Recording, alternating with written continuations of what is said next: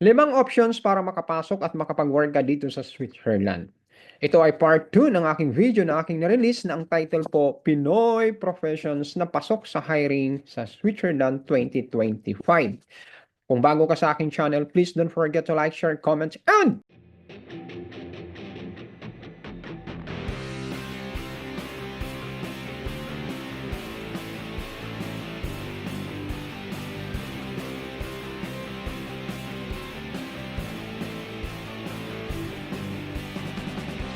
subscribe para updated ka sa mga upcoming videos natin. Tamang na rin yung mga kaibigan, pag-uusapan natin na dito yung exemptions to the rule. Okay, why exemptions? Kasi marami to. So, babanggitin ko at least 5 po. So, balikan muna natin yung criteria na sinet ng SEM. Ang SEM po, ito po yung State Secretariat for Migration ng Switzerland at sila po yung merong policy nito para ikaw ay maging qualified na mag-work sa bansang ito. So, balikan natin yon.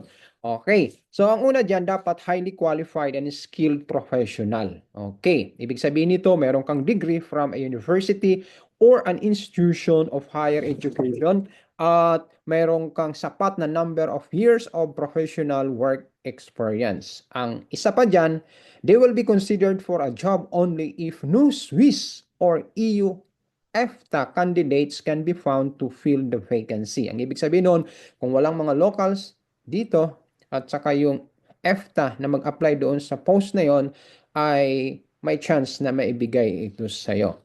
Okay, kung narinig nyo, mukhang mahigpit, di ba? Pero ito nga yun, ito nga ang solusyon na ibibigay ko sa inyo kasi ang SEM din mismo, ang State Secretariat for Migration ay nagbigay sila ng exemptions to the general rules na kanilang binanggit. Okay. So, mayroon po silang 5 maliwanag dito na options na ikaw na gusto mag-work dito sa bansang ito at makarating at makapasok dito, ito ang kanilang ibinigay na exemptions. Yung number 1 po, transfers of executives or specialists within international companies. Ang ibig sabihin nito, kung executive dyan sa Pilipinas at international ang company nyo at lumipat ka dito sa branch nyo dito sa Switzerland, yun. Okay.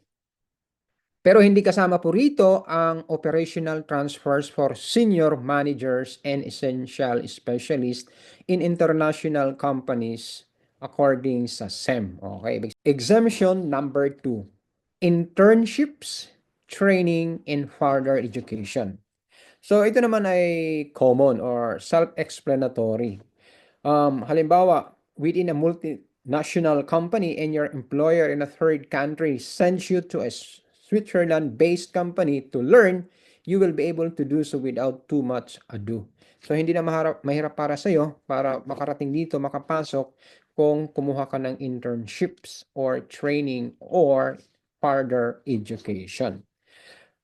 Ikatlong exemption, AU pairs. Okay.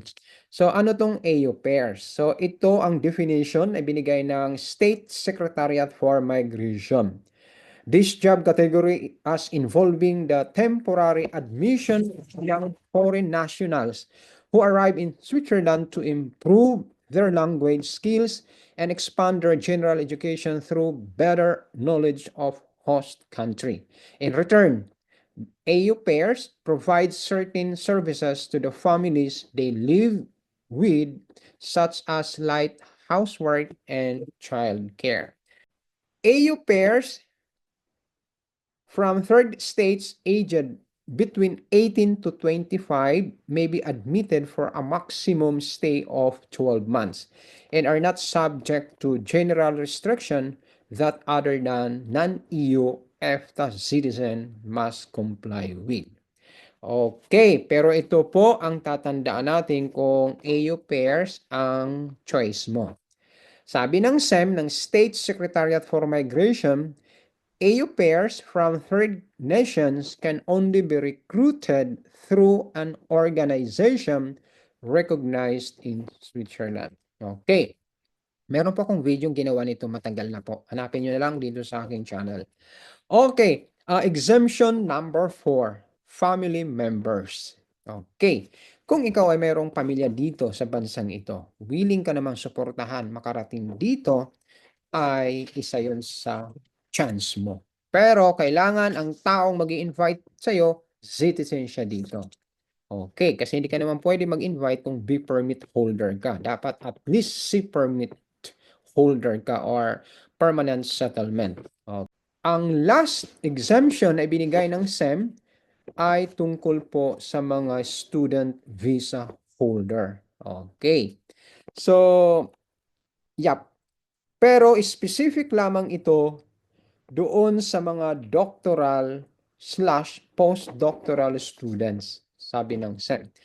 Individuals who continue to study or pursue research work at a recognized or accredited Swiss higher education institution beyond their foundation degree in order to develop a specialization and thus ensure the best possible development of science and technology in Switzerland can remain in the country as well.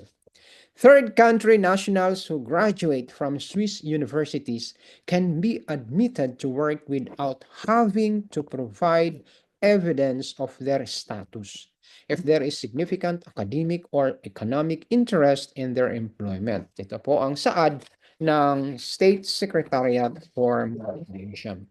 So, yun po ang 5 exemptions to the general rules ng ibinigay ng SEMPO po sa atin. So sa tingin nyo ay qualified kayo doon sa options na yon, try natin mga kaibigan. So isip lang natin yan, sobrang higpit, totoo nga naman, pero sila rin ay nagbigay ng option or exemption to the rule ng kanilang mga policy pagdating po sa paghahanap ng trabaho sa bansang ito. Mga kaibigan, kung meron pa kayong mga katanungan, please comment down below. Hahanapan natin ng paraan yan para masagot po natin yan. Doon sa mga naunang mga kaibigan natin na nagtanong tungkol sa blue collar job, nagbigay po ako ng local recruitment agency rito sa bansang ito. Legit po yun na pwede nyo mapanood ang aking video tungkol po sa English speaking jobs in Switzerland.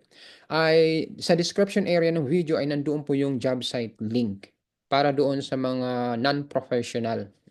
Kasi itong binabanggit ko rito ay puro itong mga professionals. So, another thing, panoorin nyo po ang naunang video kasi doon ko po binanggit yung mga professions na in demand sa bansang ito.